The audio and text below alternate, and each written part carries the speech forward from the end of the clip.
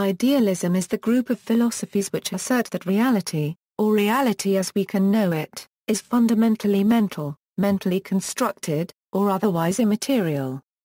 Epistemologically, idealism manifests as a skepticism about the possibility of knowing any mind-independent thing. In a sociological sense, idealism emphasizes how human ideas especially beliefs and values shape society.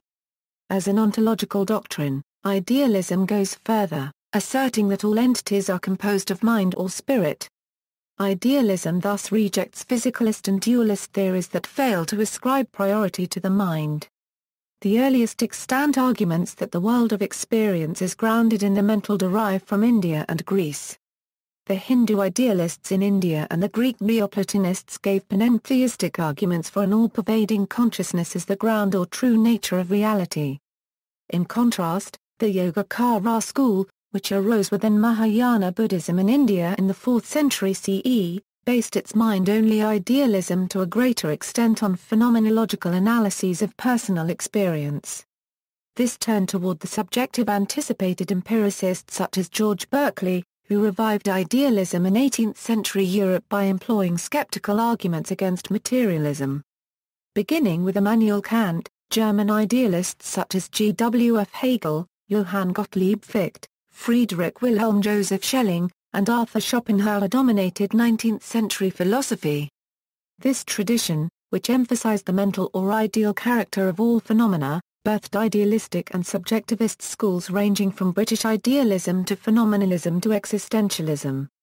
The historical influence of this branch of idealism remains central even to the schools that rejected its metaphysical assumptions, such as Marxism, pragmatism and positivism. Definitions: idealism is a term with several related meanings. It comes via idea from the Greek eidon, meaning to see. The term entered the English language by 1743.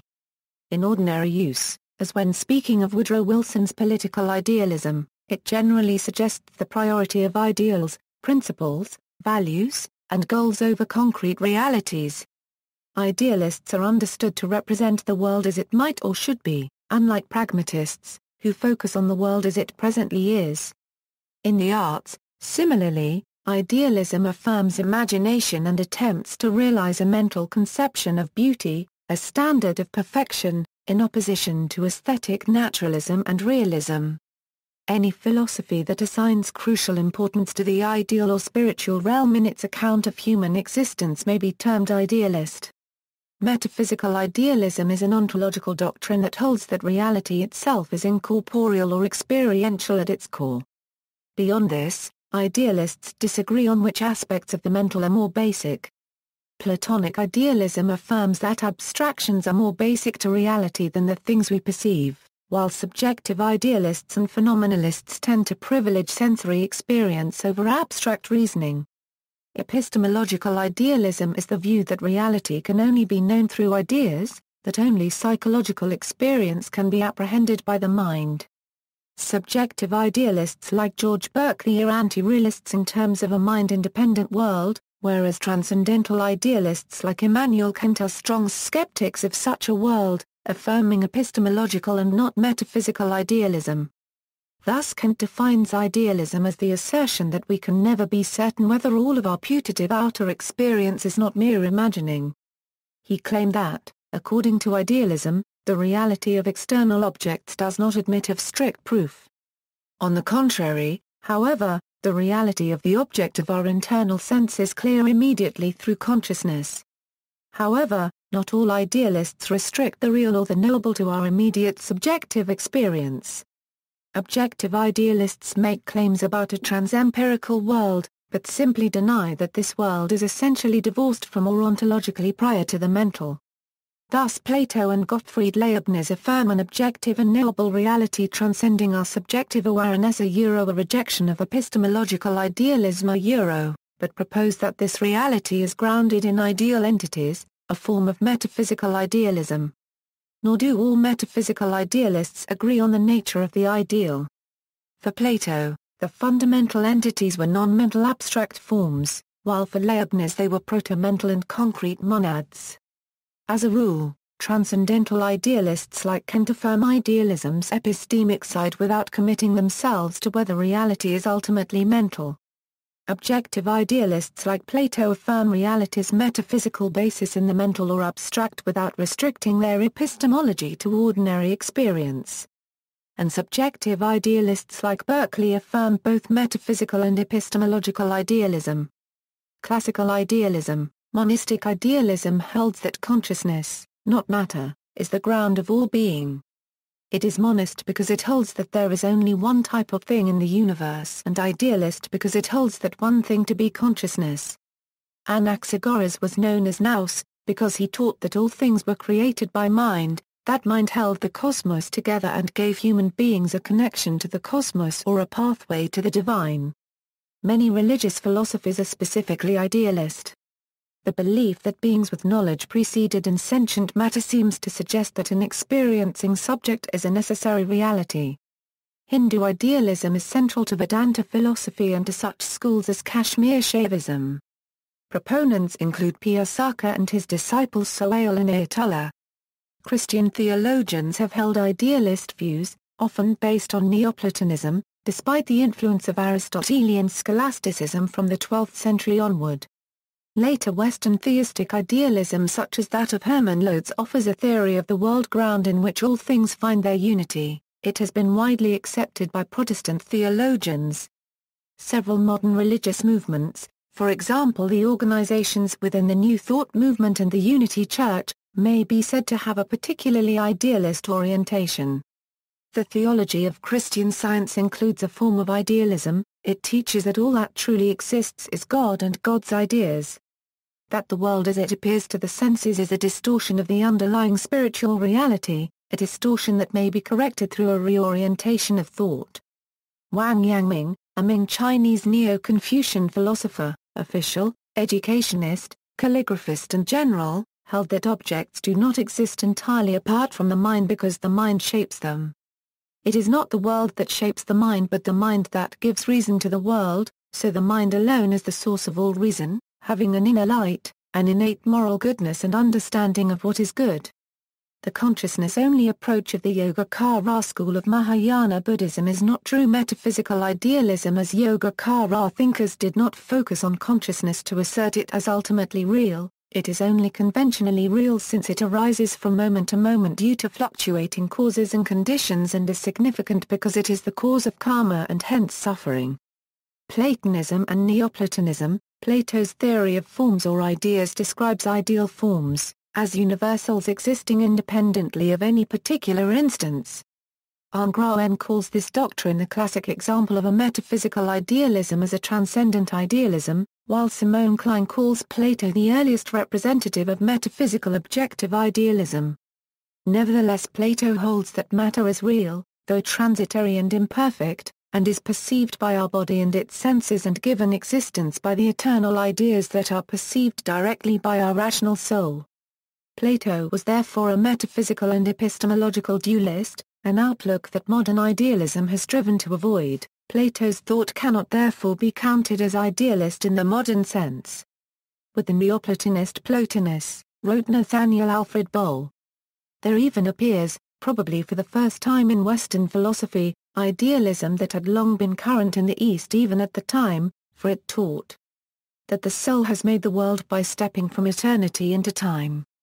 Similarly, in regard to passages from the Aeneid, the only space or place of the world is the soul, and time must not be assumed to exist outside the soul, Ludwig Neuer copyright wrote, for the first time in Western philosophy we find idealism proper in Plotinus. However, Plotinus does not address whether we know external objects, unlike Schopenhauer and other modern philosophers.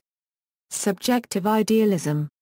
Subjective idealism describes a relationship between experience and the world in which objects are no more than collections or bundles of sense data in the perceiver. Proponents include Berkeley, Bishop of Cloyne, an Irish philosopher who advanced a theory he called immaterialism, later referred to as subjective idealism, contending that individuals can only know sensations and ideas of objects directly, not abstractions such as matter, and that ideas also depend upon being perceived for their very existence, esse est percipi. to be is to be perceived. Arthur Collier published similar assertions, though there seems to have been no influence between the two contemporary writers. The only knowable reality is the represented image of an external object. Matter as a cause of that image is unthinkable and therefore nothing to us. An external world as absolute matter unrelated to an observer does not exist as far as we are concerned. The universe cannot exist as it appears if there is no perceiving mind. Collier was influenced by an essay towards the theory of the ideal or intelligible world by Cambridge Platonist John Norris. Bertrand Russell's popular book The Problems of Philosophy highlights Berkeley's tautological premise for advancing idealism. If we say that the things known must be in the mind, we are either unduly limiting the mind's power of knowing, or we are uttering a mere tautology. We are uttering a mere tautology if we mean by in the mind the same as by before the mind, that is if we mean merely being apprehended by the mind. But if we mean this, we shall have to admit that what, in this sense, is in the mind, may nevertheless be not mental. Thus when we realize the nature of knowledge, Berkeley's argument is seen to be wrong in substance as well as in form, and his grounds for supposing that idea that is the objects apprehended must be mental, are found to have no validity whatever. Hence his grounds in favor of the idealism may be dismissed. The Australian philosopher David Stove harshly, arguing that it rests on what he called the worst argument in the world. Stove claims that Berkeley tried to derive a non-tautological conclusion from tautological reasoning. He argued that in Berkeley's case the fallacy is not obvious, and this is because one premise is ambiguous between one meaning which is tautological and another which, Stove argues, is logically equivalent to the conclusion. Alan Musgrave argues that conceptual idealists compound their mistakes with use-mention confusions. Santa Claus the person does not exist. Santa Claus the name fairy tale does exist because adults tell children this every Christmas season, and proliferation of hyphenated entities such as thing in itself, things as interacted by us, table of common sense, and table of physics, which are warning signs for conceptual idealism according to Musgrave because they allegedly do not exist but only highlight the numerous ways in which people come to know the world. This argument does not take into account the issues pertaining to hermeneutics, especially at the backdrop of analytic philosophy. Musgrave criticized Richard Rorty and postmodernist philosophy in general for confusion of use and mention. A. A. Luce and John Foster are other subjectivists. Luce, in Sense Without Matter, attempts to bring Berkeley up to date by modernizing his vocabulary and putting the issues he faced in modern terms, and treats the biblical account of matter and the psychology of perception and nature. Foster's The Case for Idealism argues that the physical world is the logical creation of natural, non-logical constraints on human sense experience. Foster's latest defense of his views is in his book A World for Us, The Case for Phenomenological Idealism. Paul Brunton, a British philosopher, mystic, traveller, and guru, taught a type of idealism called mentalism, similar to that of Bishop Berkeley, proposing a master world image, projected or manifested by a world mind, and an infinite number of individual minds participating. A tree does not cease to exist if nobody sees it because the world mind is projecting the idea of the tree to all minds. John Searle, criticizing some versions of idealism, summarizes two important arguments for subjective idealism. The first is based on our perception of reality. 1. All we have access to in perception are the contents of our own experience, and 2. The only epistemic basis for claims about the external world are our perceptual experiences, therefore. 3. The only reality we can meaningfully speak of is that of perceptual experience, whilst agreeing with Searle argues that is false and points out that does not follow from and. The second argument runs as follows. Premise: any cognitive state occurs as part of a set of cognitive states and within a cognitive system. Conclusion 1. It is impossible to get outside all cognitive states and systems to survey the relationships between them and the reality they cognize. Conclusion 2. There is no cognition of any reality that exists independently of cognition. Searle contends that conclusion 2 does not follow from the premises. Epistemological idealism is a subjectivist position in epistemology that holds that what one knows about an object exists only in one's mind. Proponents include Blanchard. Transcendental Idealism. Transcendental Idealism, founded by Immanuel Kant in the 18th century, maintains that the mind shapes the world we perceive into the form of space and time. If I remove the thinking subject, the whole material world must at once vanish because it is nothing but a phenomenal appearance in the sensibility of ourselves as a subject, and a manner or species of representation. A Critique of Pure Reason A383. The second edition contained a refutation of idealism to distinguish his transcendental idealism from Descartes' skeptical idealism and Berkeley's dogmatic idealism. The section Paralogisms of Pure Reason is an implicit critique of Descartes' idealism. Kant says that it is not possible to infer the I as an object purely from the spontaneity of thought. Kant focused on ideas drawn from British philosophers such as Locke, Berkeley and Hume, but distinguished his transcendental or critical idealism from previous varieties. The dictum of all genuine idealists, from the Eleatic school to Bishop Berkeley, is contained in this formula: only all knowledge through the senses and experience is nothing but sheer illusion, and only in the ideas of the pure understanding and reason is there truth. The principle that throughout dominates and determines my transcendental idealism is, on the contrary, only all knowledge of things merely from pure understanding or pure reason is nothing but sheer illusion, and only in experience is there truth. Prolgumner, 374. Kant distinguished between things as they appear to an observer and things in themselves, that is, things considered without regard to whether and how they may be given to us. We cannot approach the noumenon, the thing in itself, without our own mental world.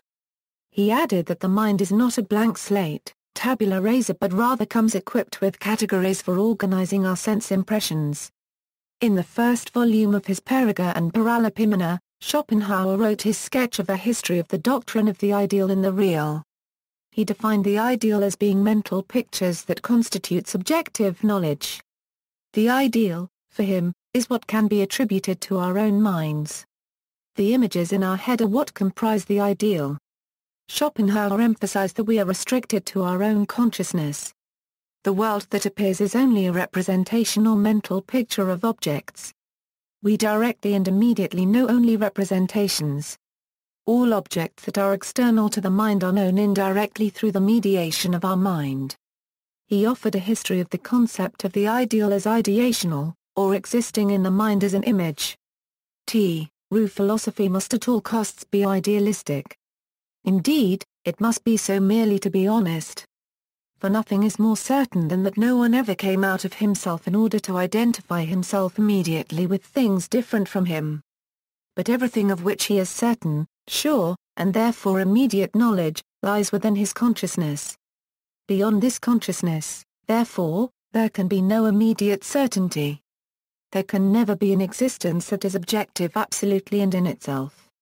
Such an existence, indeed, is positively inconceivable.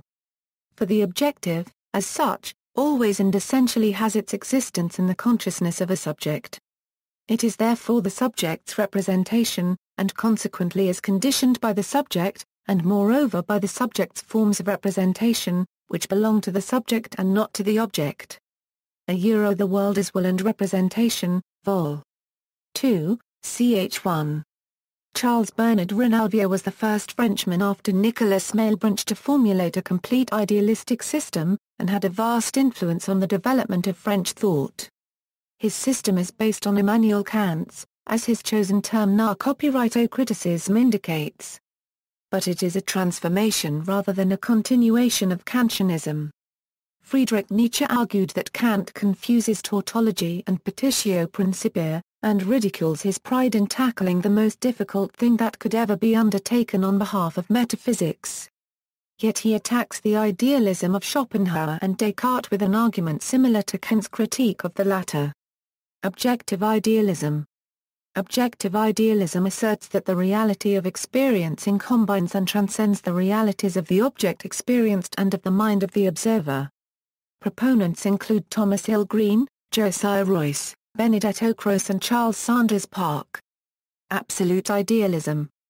Schelling claimed that the ficts are needs the not I, because there is no subject without object, and vice versa. so there is no difference between the subjective and the objective, that is, the ideal and the real. This is Schelling's absolute identity. The ideas or mental images in the mind are identical to the extended objects which are external to the mind. Absolute idealism is G. W. F. Hegel's account of how existence is comprehensible as an all-inclusive whole. Hegel called his philosophy absolute idealism in contrast to the subjective idealism of Berkeley and the transcendental idealism of Kant and Fichte, which were not based on a critique of the finite and a dialectical philosophy of history as Hegel's idealism was. The exercise of reason and intellect enables the philosopher to know ultimate historical reality, the phenomenological constitution of self-determination, the dialectical development of self-awareness and personality in the realm of history. In his Science of Logic, Hegel argues that finite qualities are not fully real, because they depend on other finite qualities to determine them. Qualitative infinity, on the other hand, would be more self-determining and hence more fully real. Similarly, finite natural things are less real because they are less self-determining than spiritual things like morally responsible people, ethical communities and God. So any doctrine, such as materialism, that asserts that finite qualities or natural objects are fully real is mistaken. Hegel certainly intends to preserve what he takes to be true of German idealism, in particular Kant's insistence that ethical reason can and does go beyond finite inclinations. For Hegel there must be some identity of thought and being for the subject to be able to know any observed object at all. Under Hegel's concept of subject-object identity, subject and object both have spirit as their conceptual inner reality, and in that sense are identical. But until spirit's self-realization occurs and spirit graduates from spirit to absolute spirit status, subject mistakenly thinks every object it observes is something alien, meaning something separate or apart from subject. In Hegel's words, the object is revealed to it, to subject by, as something alien, and it does not recognize itself. Self-realization occurs when Hegel arrives on the scene and realizes that every object is himself, because both subject and object are essentially spirit. When self-realization occurs and spirit becomes absolute spirit, the finite becomes the infinite, replacing the imaginary or picture-thinking supernatural God of theism, man becomes God. Tucker put it this way, Hegelianism is a religion of self-worship whose fundamental theme is given in Hegel's image of the man who aspires to be God himself, who demands something more, namely infinity.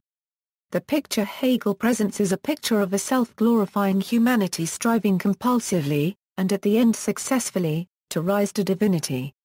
Kierkegaard criticized Hegel's idealist philosophy in several of his works, particularly his claim to a comprehensive system that could explain the whole of reality. Where Hegel argues that an ultimate understanding of the logical structure of the world is an understanding of the logical structure of God's mind, Kierkegaard asserting that for God reality can be a system but it cannot be so for any human individual because both reality and humans are incomplete and all philosophical systems imply completeness. A logical system is possible but an existential system is not. What is rational is actual. And what is actual is rational. Hegel's absolute idealism blurs the distinction between existence and thought. Our mortal nature places limits on our understanding of reality. So-called systems have often been characterized and challenged in the assertion that they abrogate the distinction between good and evil, and destroy freedom. Perhaps one would express oneself quite as definitely, if one said that every such system fantastically dissipates the concept existence. Being an individual man is a thing that has been abolished, and every speculative philosopher confuses himself with humanity at large. Whereby he becomes something infinitely great, and at the same time nothing at all. A major concern of Hegel's phenomenology of spirit and of the philosophy of spirit that he lays out in his Encyclopedia of the Philosophical Sciences is the interrelation between individual humans, which he conceives in terms of mutual recognition. However, what Climacus means by the aforementioned statement, is that Hegel, in the philosophy of right, believed the best solution was to surrender one's individuality to the customs of the state, identifying right and wrong in view of the prevailing bourgeois morality. Individual human will ought, at the state's highest level of development, to properly coincide with the will of the state. Climacus rejects Hegel's suppression of individuality by pointing out it is impossible to create a valid set of rules or system in any society which can adequately describe existence for any one individual. Submitting one's will to the state denies personal freedom, choice, and responsibility. In addition, Hegel does believe we can know the structure of God's mind, or ultimate reality. Hegel agrees with Kierkegaard that both reality and humans are incomplete, inasmuch as we are in time, and reality develops through time.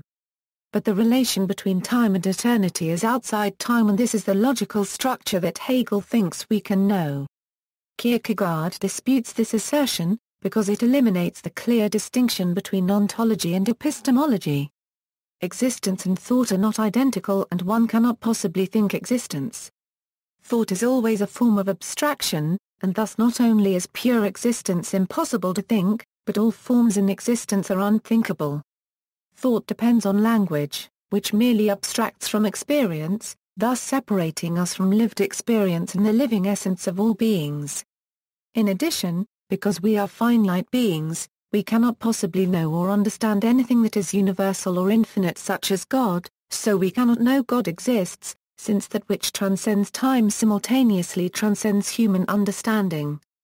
Bradley saw reality as a monistic whole apprehended through feeling, a state in which there is no distinction between the perception and the thing perceived.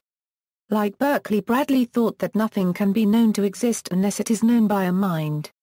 We perceive, on reflection, that to be real, or even barely to exist, must be to fall within sentience. Find any piece of existence, take up anything that anyone could possibly call a fact, or could in any sense assert to have being, and then judge if it does not consist in sentient experience. Try to discover any sense in which you can still continue to speak of it, when all perception and feeling have been removed.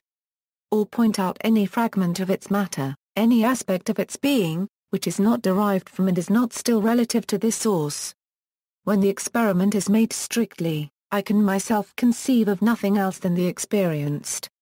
F. H. Bradley, Appearance and Reality, Chapter 14. Bradley was the apparent target of G. E. Moore's radical rejection of idealism. Moore claimed that Bradley did not understand the statement that something is real. We know for certain, through common sense and pre-philosophical beliefs, that some things are real, whether they are objects of thought or not, according to Moore. The 1903 article The Refutation of Idealism is one of the first demonstrations of Moore's commitment to analysis. He examines each of the three terms in the Berkeleyan aphorism esse est percipi, to be is to be perceived, finding that it must mean that the object and the subject are necessarily connected so that yellow, and the sensation of yellow are identical. To be yellow is to be experienced as yellow. But it also seems there is a difference between yellow, and the sensation of yellow, and that esse is held to be percipi, solely because what is experienced is held to be identical with the experience of it. Though far from a complete refutation, this was the first strong statement by analytic philosophy against its idealist predecessors, or at any rate against the type of idealism represented by Berkeley. This argument did not show that the GEM is logically invalid. Actual idealism is a form of idealism developed by Giovanni Gentile that grew into a grounded idealism contrasting Kant and Hegel. Pluralistic idealism such as that of Gottfried Leibniz takes the view that there are many individual minds that together underlie the existence of the observed world and make possible the existence of the physical universe. Unlike absolute idealism, pluralistic idealism does not assume the existence of a single ultimate mental reality or absolute. Leibniz's form of idealism, known as panpsychism, views monads as the true atoms of the universe and as entities having perception. The monads are substantial forms of being, elemental, individual, subject to their own laws, non-interacting, each reflecting the entire universe. Monads are centers of force, which is substance, while space, matter and motion are phenomenal, and their form and existence is dependent on the simple and immaterial monads. There is a pre-established harmony established by God, the central monad, between the world in the minds of the monads and the external world of objects. Leibniz's cosmology embraced traditional Christian theism. The English psychologist and philosopher James Ward, inspired by Leibniz, had also defended a form of pluralistic idealism. According to Ward, the universe is composed of psychic monads of different levels, interacting for mutual self-betterment. Personalism is the view that the minds that underlie reality are the minds of persons. Borden Parker Bown, a philosopher at Boston University, a founder and popularizer of personal idealism, presented it as a substantive reality of persons, the only reality, as known directly in self-consciousness. Reality is a society of interacting persons dependent on the supreme person of God. Other proponents include George Holmes Howison and J.M.E. McTaggart. Howison's personal idealism was also called California personalism by others to distinguish it from the Boston personalism, which was of Bown. Howison maintained that both impersonal, monistic idealism and materialism run contrary to the experience of moral freedom. To deny freedom to pursue truth, beauty, and benignant love is to undermine every profound human venture, including science, morality, and philosophy. Personalistic idealists Borden Parker Bown and Edgar S. Brightman and realistic personal theist St. Thomas Aquinas address a core issue, namely that of dependence upon an infinite personal God. Howison, in his book The Limits of Evolution and other essays illustrating the metaphysical theory of personal idealism, created a democratic notion of personal idealism that extended all the way to God, who was no more the ultimate monarch but the ultimate democrat in eternal relation to other eternal persons. J.M.E. McTaggart's idealist atheism and Thomas Davidson's Arianism resemble Howison's personal idealism. J.M.E. McTaggart of Cambridge University argued that minds alone exist and only relate to each other through love. Space, time and material objects are unreal. In The Unreality of Time he argued that time is an illusion because it is impossible to produce a coherent account of a sequence of events. The Nature of Existence contained his arguments that space, time, and matter cannot possibly be real. In his studies in Hegelian cosmology he declared that metaphysics are not relevant to social and political action. McTaggart thought that Hegel was wrong in supposing that metaphysics could show that the state is more than a means to the good of the individuals who compose it. For McTaggart, philosophy can give us very little, if any, guidance in action. Why should a Hegelian citizen be surprised that his belief as to the organic nature of the absolute does not help him in deciding how to vote? Would a Hegelian engineer be reasonable in expecting that his belief that all matter is spirit should help him in planning a bridge? Thomas Davidson taught a philosophy called Ariatheism, a form of pluralistic idealism. Coupled with a stern ethical rigorism, which he defined as a theory of gods infinite in number. The theory was indebted to Aristotle's pluralism and his concepts of soul, the rational, living aspect of a living substance which cannot exist apart from the body because it is not a substance but an essence, and nous, rational thought, reflection and understanding.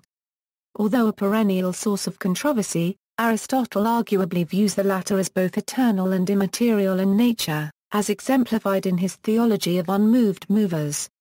Identifying Aristotle's God with rational thought, Davidson argued, contrary to Aristotle, that just as the soul cannot exist apart from the body, God cannot exist apart from the world. Idealist notions took a strong hold among physicists of the early 20th century confronted with the paradoxes of quantum physics and the theory of relativity. In The Grammar of Science, preface to the second edition, 1900, Carl Pearson wrote, "There are many signs that a sound idealism is surely replacing, as a basis for natural philosophy, the crude materialism of the older physicists." This book influenced Einstein's regard for the importance of the observer in scientific measurements. In a section 5 of that book, Pearson asserted that science is in reality a classification and analysis of the contents of the mind, also. The field of science is much more consciousness than an external world. Sir Arthur Eddington, a British astrophysicist of the early 20th century, wrote in his book The Nature of the Physical World, "The stuff of the world is mind stuff. The mind stuff of the world is, of course, something more general than our individual conscious minds. The mind stuff is not spread in space and time. These are part of the cyclic scheme ultimately derived out of it, It is necessary to keep reminding ourselves that all knowledge of our environment from which the world of physics is constructed, has entered in the form of messages transmitted along the nerves to the seat of consciousness. Consciousness is not sharply defined, but fades into subconsciousness. And beyond that we must postulate something indefinite but yet continuous with our mental nature. It is difficult for the matter-of-fact physicist to accept the view that the substratum of everything is of mental character. But no one can deny that mind is the first and most direct thing in our experience, and all else is remote inference.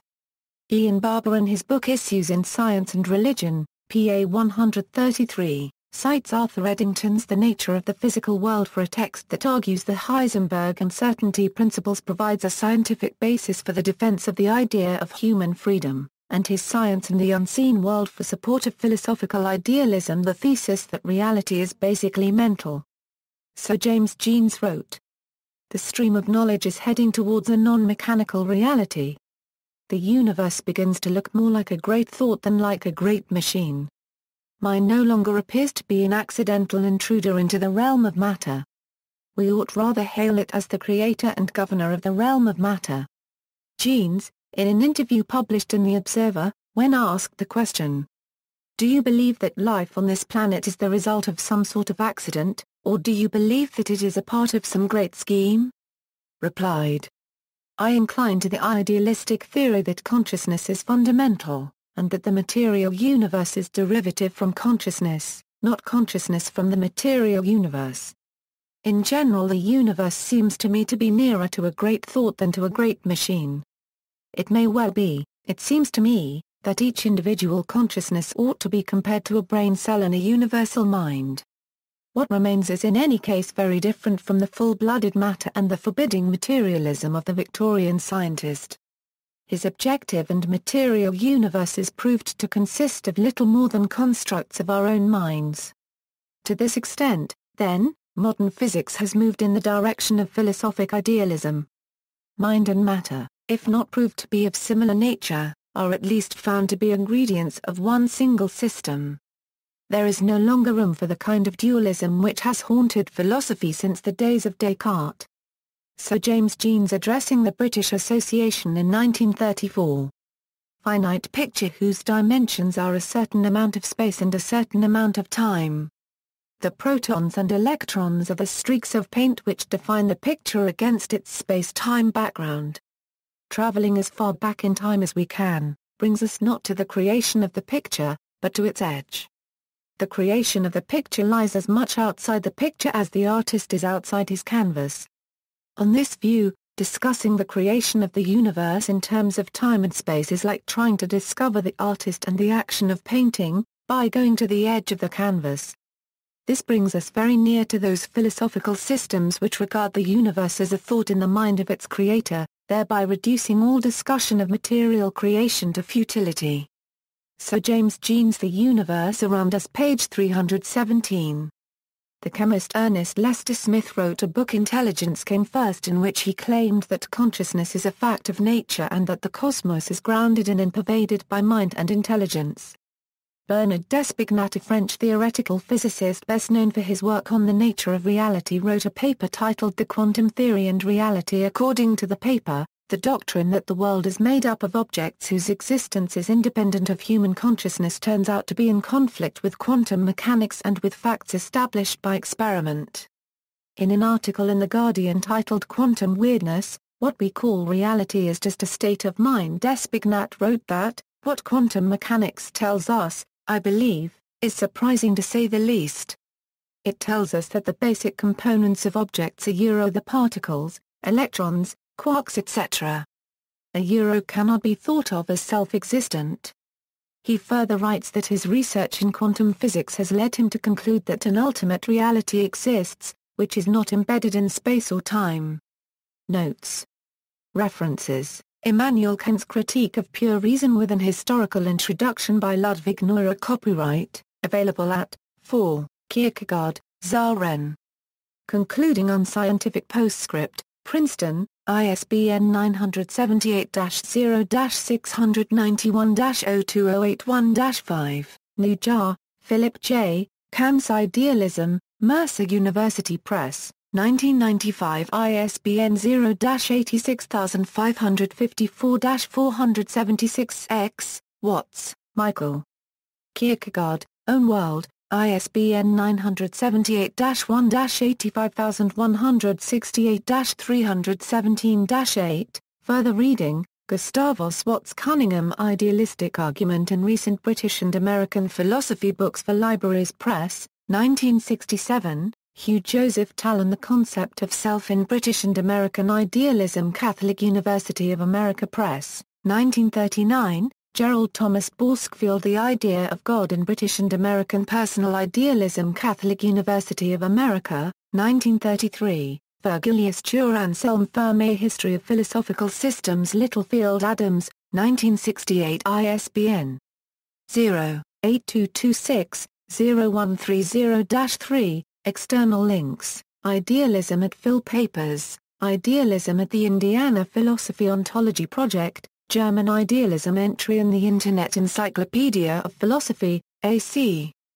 Grayling-Wittgenstein on Skepticism and Certainty, Science and Health with Key to the Scriptures by Mary Baker Eddy, Idealism in Religious Thought, Idealism and its Practical Use in Physics and Psychology, The Triumph of Idealism, lecture by Professor Keith Ward offering a positive view of idealism, at Gresham College, March 13, 2008.